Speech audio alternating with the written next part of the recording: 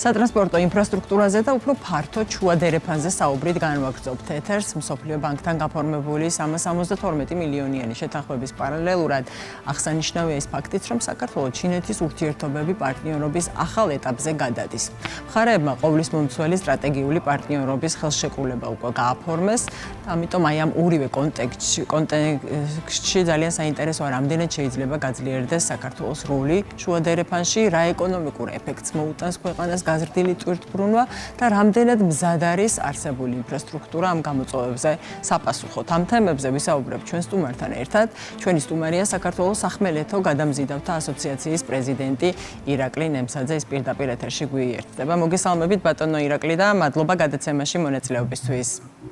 მოგესალმებით, მადლობა მოწვევისთვის. ბატონო ირაკლი, დავიწყოთ მსოფლიო ბანკთან გაფორმებული შეთანხმებით. საინტერესოა თქვენი ხედვა, თქვენი შეფასება. ეს რამდენად მნიშვნელოვანია შუადერეფნის როლის გაძლიერებისთვის და რა შეცვლის პრაქტიკაში? მოგახსენეთ, ჩემი აზრით, ეს CSG-ის შეთანხმება უკიდურესად მნიშვნელოვანია, ვინაიდან ჩვენ ხშირად გვისაუბრია იმ ამოცანებზე, რაც საქართველოს აქვს გადასაჭრელი შუადერეფნის განვითარებისთვის და მისი როლის დამკვიდრებისთვის ამ დერეფანში და ერთ-ერთი მთავარი პრობლემაა ბუნებრივია გახლავთ ინფრასტრუქტურა და საქართველოს საგზაო სარკინიგზო ასე ვთქვათ ინფრასტრუქტურის გამტარუნარიანობის გაზრდა.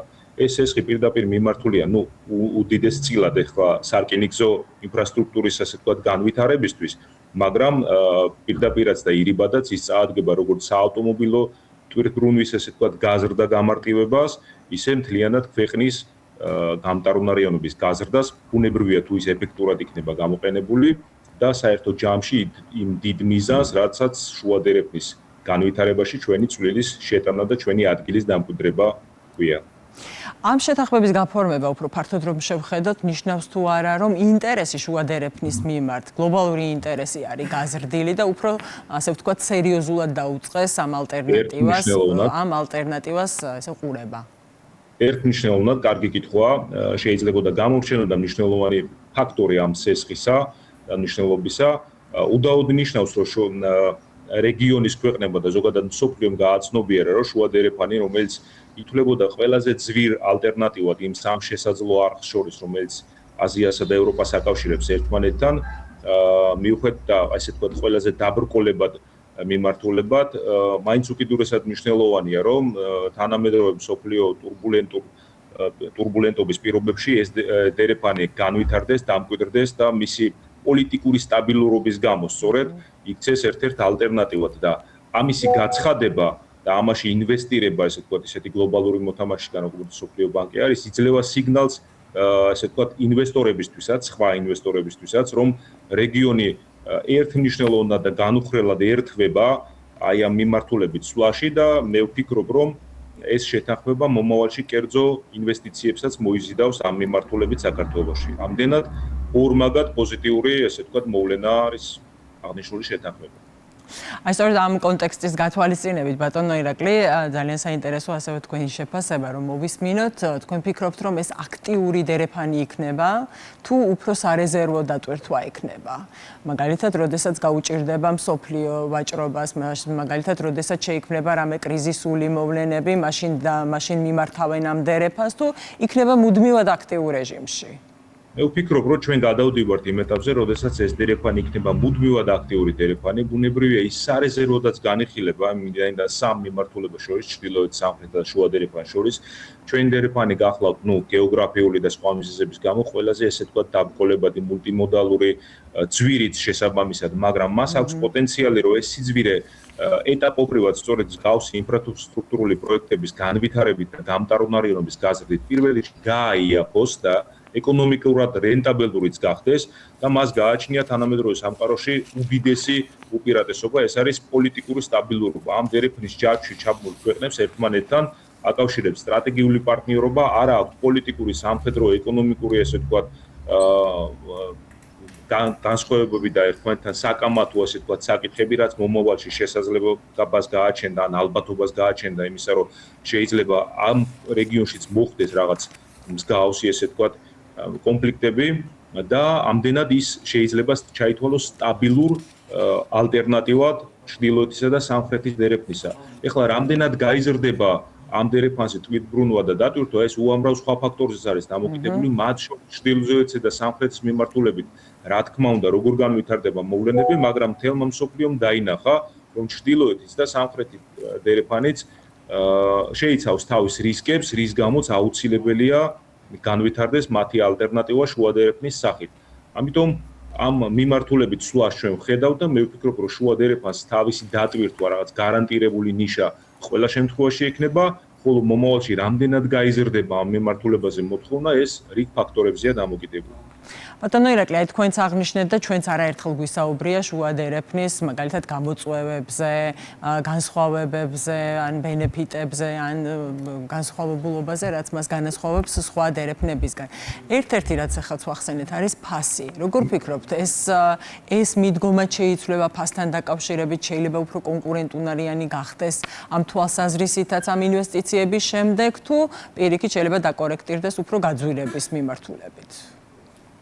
მე ვფიქრობ, რომ უფრო გაიაფების მიმართ ეს ჩვენი ამოცანა არის ყველა მონაწილე სუბიექტის ამ დერეფანში და ყველა აქტორისა, ვისაც გვაქვს ინტერესი, რომ ეს დერეფანი განვითარდეს და დაიტვირთოს, ჩვენ გვინდა რომ გაიაფდეს და ეკონომიკურად მისაღები დარჩეს ის ტვირთმფლობელებისთვის. რა აძვირებს ამ მიმართულებით ესე ვთქვათ გადაზიდვებს? ხო, პირველ რიგში მისი თავისებურება, ეს გახლავთ მულტიმოდალური ასე ვთქვათ ლოჯისტიკური ხაზი, ანუ იცვლება ტრანსპორტის სახე, შეიძლება ორჯერ შეიცვალოს საზღვაოდან სახმელეთო, მერე ისევ სახმელეთოდან საზღვაო, საზღვაოდან სახმელეთო და ასე შემდეგ. ეს პირველი დამაყოლებელია და გამაძვირებელიც ბუნებრივია ამ მიმართულებით გადაზიდვებზე. ამიტომ თუ ჩვენ ისე მოვახერხებთ, რომ ინფრასტრუქტურა გაიმართოს და შესაბამისად ეს დაყოვნების პერიოდები სასაზღვრო გამშვებ პუნქტებზე, საბორნე გადაზიდვებზე, გზებზე და ესტაკადებზე, ქვეყნებს შორის ასე ვთქვათ, მაკონტროლებელ საზღვრებზე და ამავდროულად შემცირდეს, ბუნებრივია გადამზიდავისთვისაც დანახარჯები შემცირდება და საერთო ჯამში ტარიფით შემცირდება გადაზიდვებზე, რაც მოგცემს საშუალებას, რომ პერსპექტივაში ვიცეთ კონკურენტუნარიან შემთავაზებლებად სხვა ალტერნატიული მიმართულებისაც, მათ შორის ფასის თვალსაზრისით. ეხლა თუ არის გარემოება, რომ რაღაც თვითმფლობელები, ასე ვთქვათ, რაღაც თვითმფლობელები იძულებული არიან უბრალოდ უსაფრთხოების თვალსაზრისით იხემძღვანელონ და გადმოხდონ ტვირთები და გაუძლონ მაღალ ფასს, მომავალში ჩვენ თუ სწორად გამოვიყენებთ, ასე ვთქვათ, აი ამ მსგავს სესხებს შეთანხმებას და შემდეგ და კოორდინირებულად ვიმოქმედებთ რეგიონის სხვა ქვეყნებთან ერთად, რომლებიც ჩართული არიან ამ ასე ვთქვათ დერეფანში, ხო? ჩვენ გვაქვს შანსი, რომ მიუახლოვდეთ იმ სატარიფო ასე ვთქვათ ნიშას, რომელიც არის თუნდაც ჩრდილოეთის ან თუნდაც სამხრეთის მიმართულებაზე დღეისთვის. ეს არის ჩვენი მთავარი გამოწვევა, კომპლექსური გამოწვევა, ანუ მთლიანად დერეფნისა, რომ გარდა უსაფრთხოების თვალსაზრისით ეკონომიკურადაც მიმზიდველი გავხადოთ ჩვენს დერეფანში ტვირთების გატარება. ეს შესაძლებლად დიახ, სანამ დაგემშვიდობებით აუცილებლად მინდა კითხოთ, ეს ხელშეკრულება, რომელიც გაფორმდა მსოფლიო ბანკთან, ასევე შეთანხმება, რომელიც გაფორმდა ჩინეთთან, ეს შეთანხმებები არის თუ არა გარანტია იმ პროცესების, რაც თქვენ ჩამოთვალეთ, ახლა მაგალითად კოორდინირებული თანამშრომლობა დერეფანში ჩართულ ქვეყნებთან, ასევე კვანძების და სასაზღვრო გამშვები პუნქტების მოწყობა.